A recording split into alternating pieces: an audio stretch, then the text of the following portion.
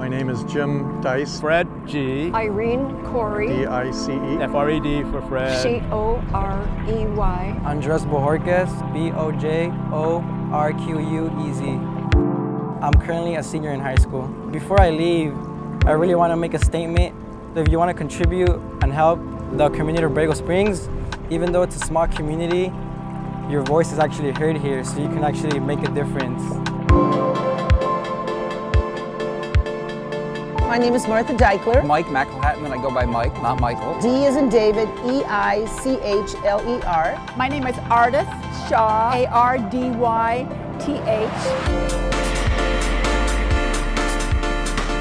N-A-D-I-A-L-O-P-E-Z. Nadia Lopez Rodriguez, R-O-D-R-I-G-U-E-Z. Okay, my name is Elaine Tolving, E-L-A-I-N-E. Tolving, T is in Tom, U-L, V is in Victory, I-N-G.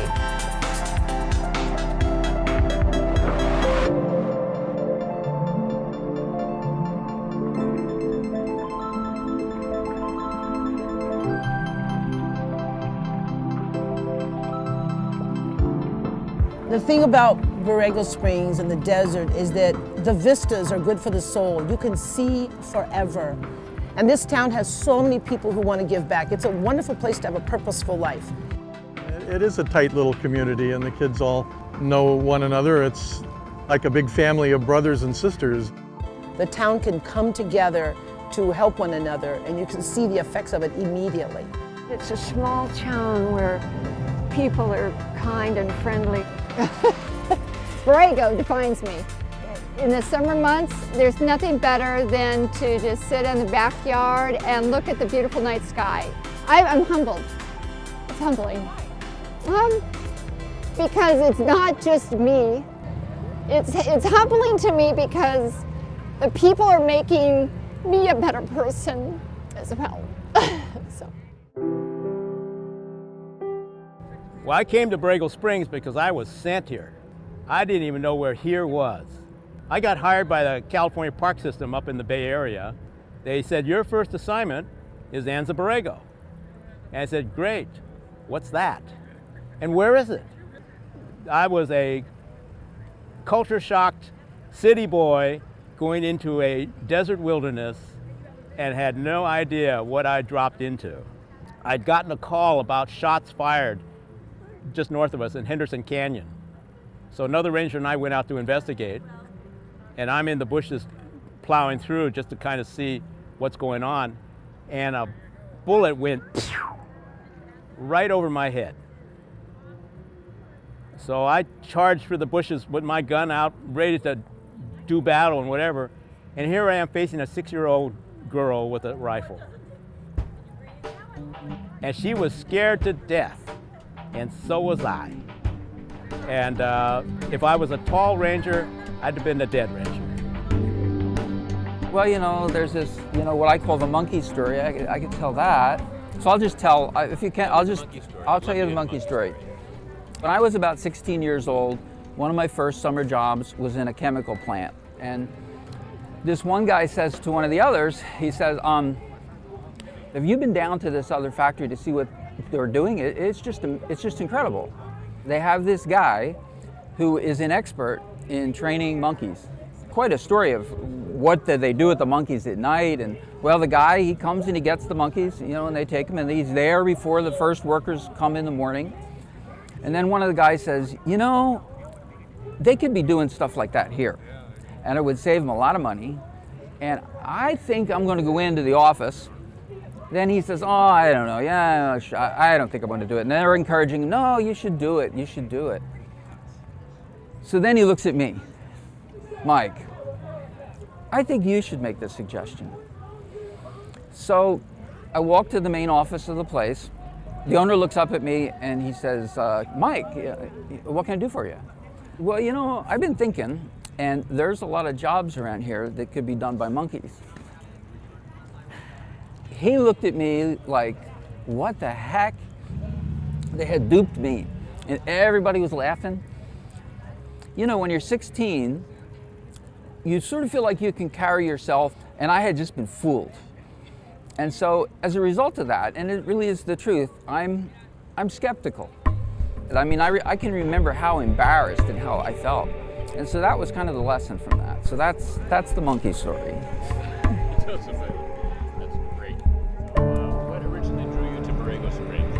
What's the story behind why you... Oh, I have so many stories about Borrego Springs, but my most enduring connection to Borrego is Dennis Avery.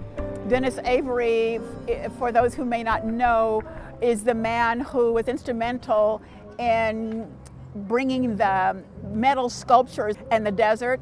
Dennis gave me a photograph of himself.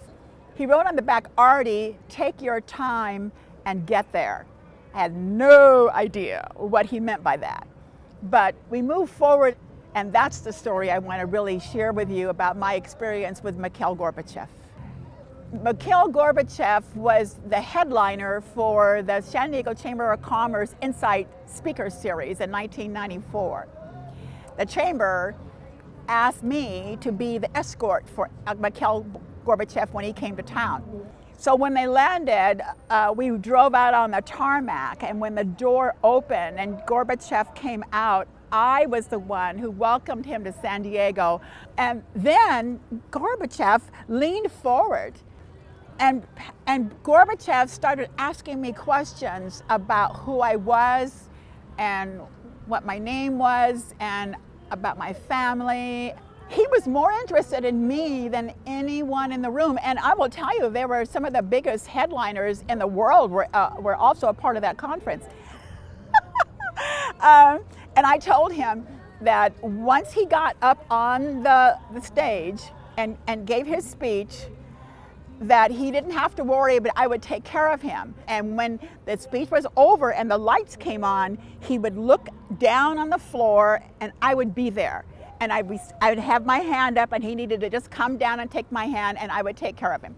The room was packed and I'm in the back in the wings and it's pitch black and the only thing you can see is Gorbachev up on that stage with one light on him. And Gorbachev just came right down off of that stage and walked over to me and took my hand, and there was this huge gasp from the audience. All these prominent, very, very wealthy white men. And here, who in the hell is she? I'm sure they were thinking, but I can tell you when he took my hand, I remember what Dennis had said, "Artie, take your time and get there." I knew I had arrived. I cannot tell you. I knew no matter what happened in my life that there would be nothing that would surmount this. There would nothing that would match this feeling and this amazing opportunity that I had experienced. When we came to Borrego Springs, we lived with my aunt in a household of 5 people. And so we came with 2 parents and 3 kids. So it was a full household, right?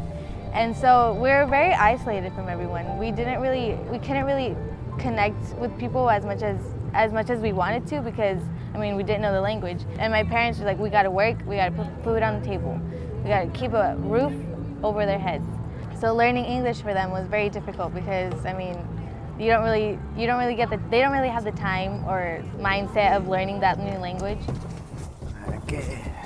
Pues para que ustedes estuvieran bien, pues primero lo que tratamos de hacer es conseguir una casa y lo que más quería yo es una casa para nosotros, una mobile home. Encontramos una en Santiago State. Lo que quería yo más primero, que todos estuviéramos nomás nosotros, la pura familia, en una sola casa, y ahí sí, lo logramos en 3 meses. I'm so proud of them because, I don't know, they try so hard and I love them so much. Sorry. Woo! Because they worked so hard and woo. That's all I gotta say. They work so hard and I'm so proud of them. I love them.